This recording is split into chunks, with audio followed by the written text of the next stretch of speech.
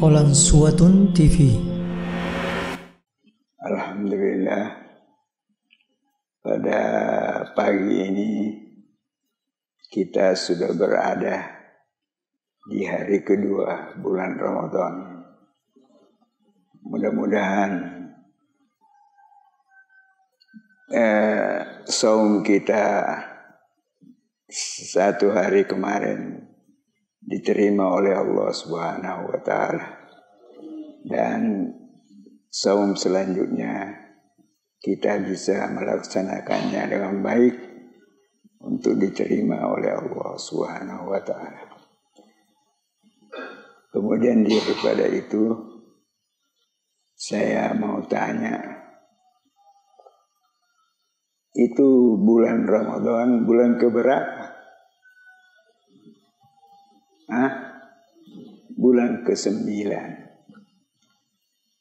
Di awal tahun atau di pertengahan tahun atau di akhir tahun? Tidak di pertengahan, tidak juga di awal, dan tidak juga di akhir. 9. Kenapa Allah memilih tidak di awal tahun, tidak di akhir tahun, dan tidak di pertengahan tahun sebagaimana orang-orang itu?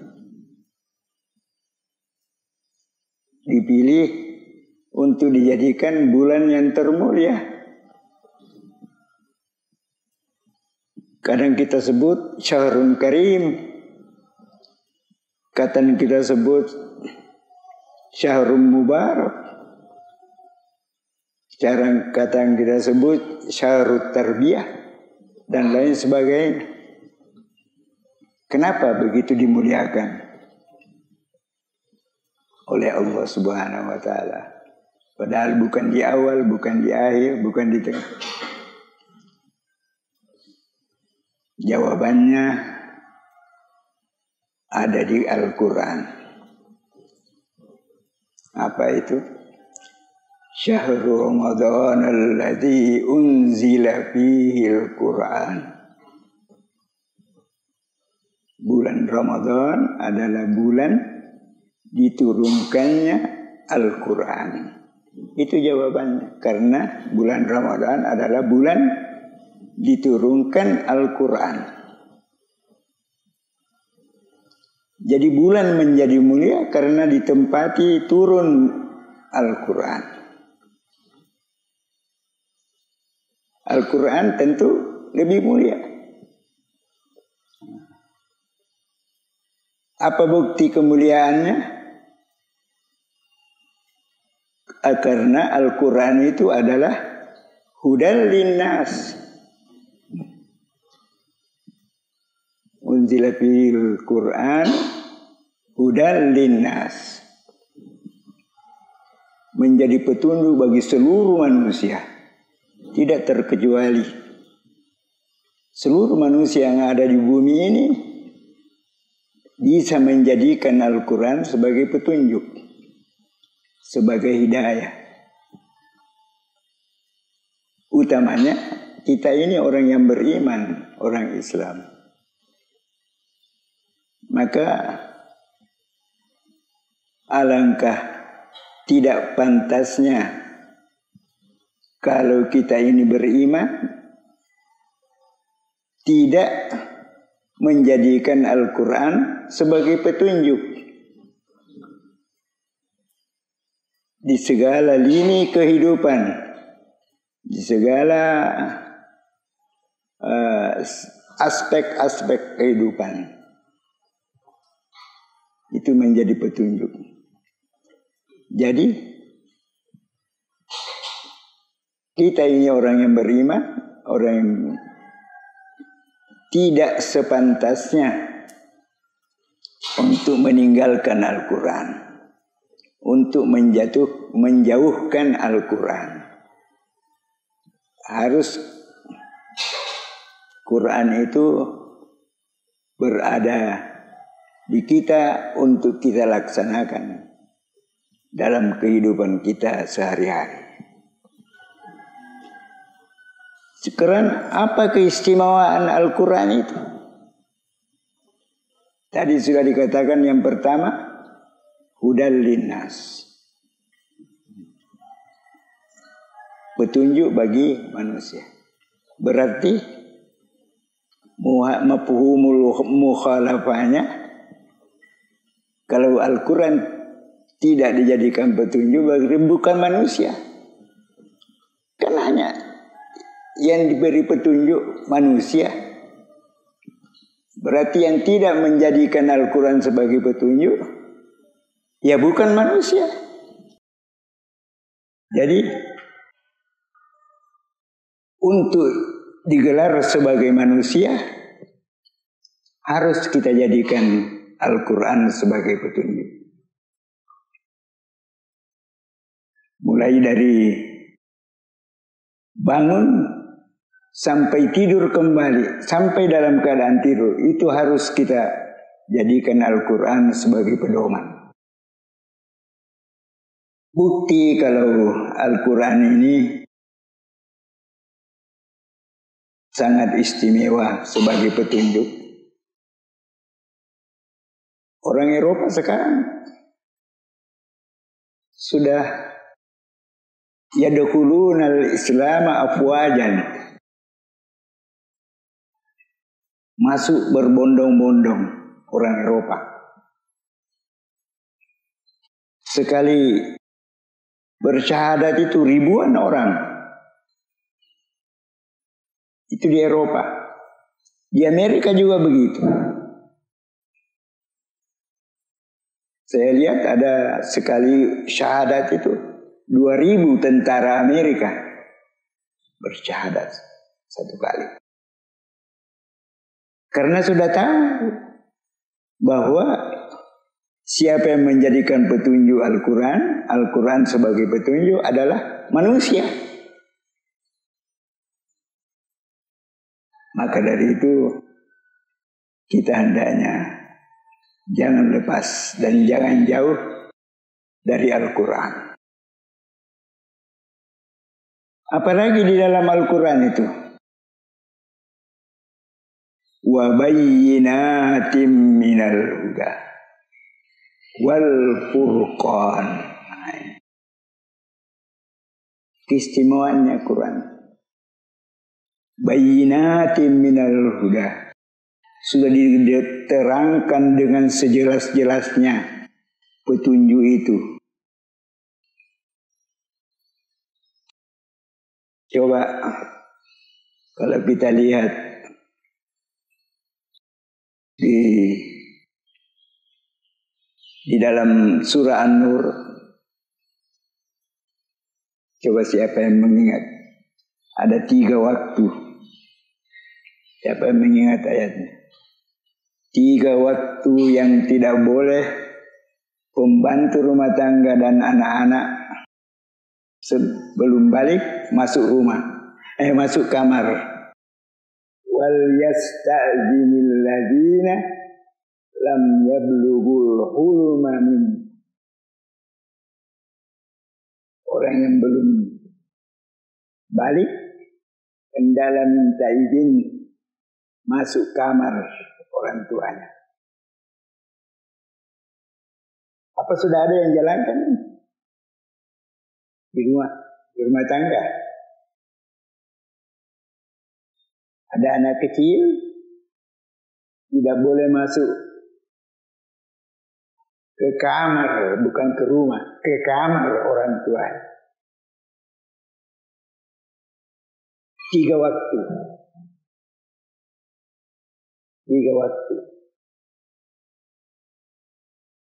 Apa itu? Min qabli salatil fajr. Sebelum sholat subuh. Anak kita tidak boleh masuk kamar. Ini memberi ilham kepada kita, petunjuk kepada kita bahwa kita membangun rumah harus berkamar-kamar.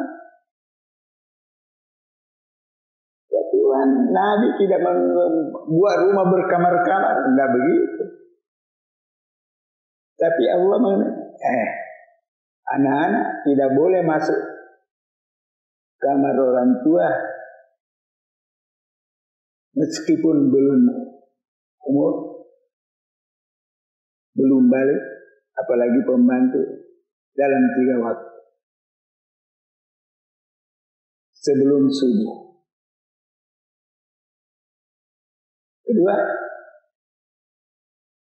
wahina tad'una siyabakum minadh dhahirah. Ketika kamu istirahat antara zuhur dan asar. Istilah kita qailulah. Istilah Nabi Muhammad SAW qailulah. Di saat itu anak tidak boleh bebas-bebas masuk kamar orang tua. Yang ketiga, wa min ba'di sholatil isya, sesudah sholat isya. Ini menunjukkan bahwa tempat tidur anak lain, kamar lain, bukan sekamar dengan kita. Ya. Ini yang tidak diperhatikan orang. Maka Al-Quran itu istimewanya wabayyinatin minal huda. Belum yang lain-lain itu banyak. Baru ini saja satu. Kenapa begitu? Karena 3 waktu ini salasu awratil lakum.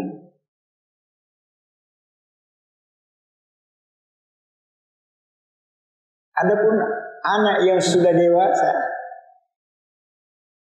tidak ada waktu terkecuali. Seluruh waktu 24 jam kalau mau masuk kamar orang tua harus izin. Tadi itu hanya yang pembantu dengan anak yang belum balik. Itu yang harus izin di 3 waktu. Berarti di lain yang 3 waktu ini boleh masuk tanpa izin. Tetapi anak yang sudah dewasa di seluruh waktu harus izin orang tua. Minimal ketok-ketok, Pak, saya mau masuk, dan lain sebagainya. Jadi mau dikatakan Islam itu adalah modern, maju, berkemajuan, karena itu tadi.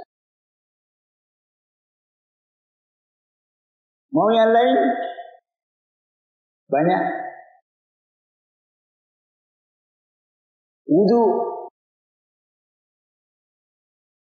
masuk keluar WC, ada semua sudah ditunjukkan oleh Islam. Maka dari itu Islam adalah petunjuk untuk seluruh manusia. Dengan Al-Qur'annya dan Sunnah Rasulullah SAW. Apalagi dalam Al-Quran itu wal furqan,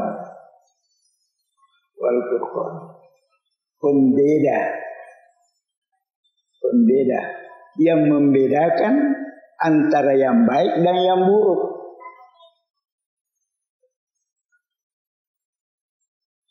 Quran membedakan itu, mana yang baik, mana yang buruk.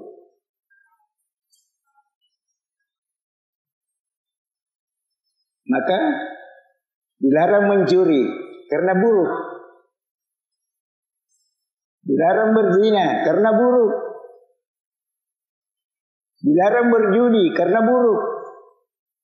Dan lain sebagainya.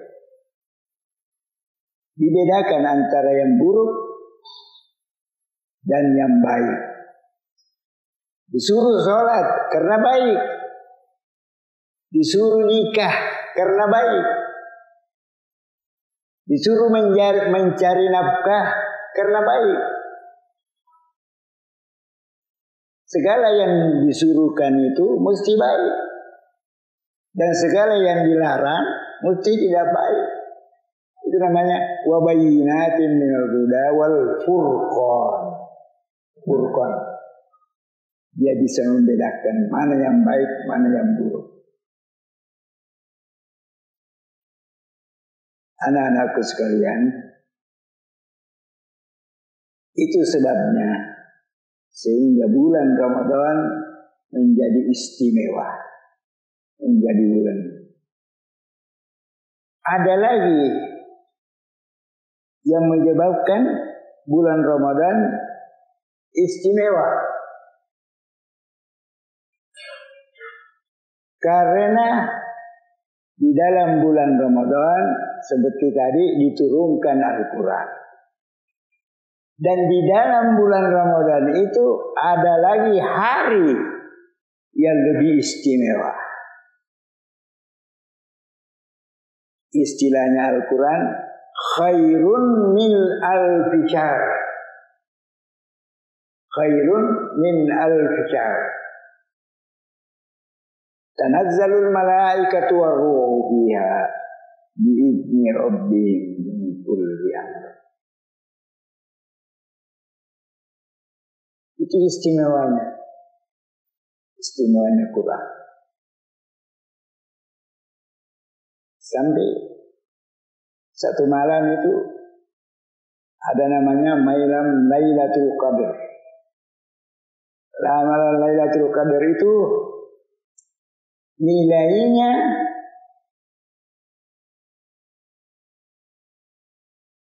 lebih baik dari 1000 bulan. Khairun min alfi syahr. Mengapa lebih baik dari 1000 bulan? Karena Al-Quran diturunkan di situ. Pertama kali diturunkan.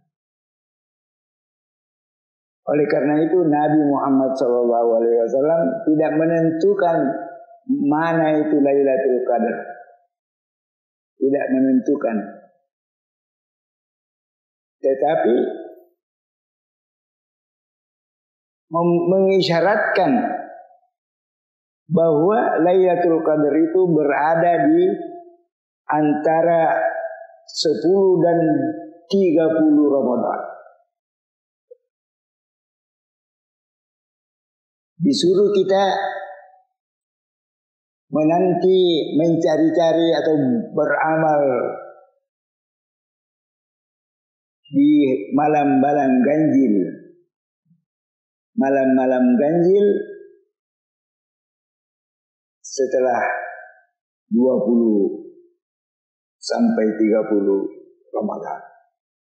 Jadi malam 21, 23, 25, 27, 29. Di seluruh itu. Di situ salah satunya dari hari itu adalah hari Lailatul Qadar. Apa istimewanya Lailatul Qadar? Istimewanya tanazzalul malaikatu war-ruh biizni rabbi. Ini istimewanya. Seluruh malaikat turun ke bumi, mau melihat dan menyaksikan amal-amal ibadah manusia. Siapa di antara mereka yang masih taat dan patuh beribadah. Lain halnya dengan kita manusia. Kalau dulu saya lihat setelah 21 sampai 29 bukan sibuk beribadah, bukan sibuk membaca Al-Quran, tetapi sibuk mempersiapkan hari raya. di sini kekeliruan kita. Mengapa terlalu sibuk mempersiapkan hari raya Idul Fitri, sementara kita tidak sibuk mempersiapkan akhirat yang sudah dijanjikan oleh Allah, bahwa orang yang beribadah pada malam itu ibadahnya bernilai lebih baik daripada 1000 bulan. Khairun min alfi syahr. Itu ibadah. Kalau mempersiapkan hari raya, apanya yang dinilai? Jahat. Oleh karena itu Nabi Muhammad SAW i'tikaf. Pada malam-malam itu i'tikaf di masjid. Karena menambah kegiatannya untuk persiapan hari kemudian, bukan hari raya. Anak-anakku sekalian, mungkin sebagai mukaddimah hari kedua, dan insya Allah nanti berlanjut lagi hari kelima, hari ke berapa gitu.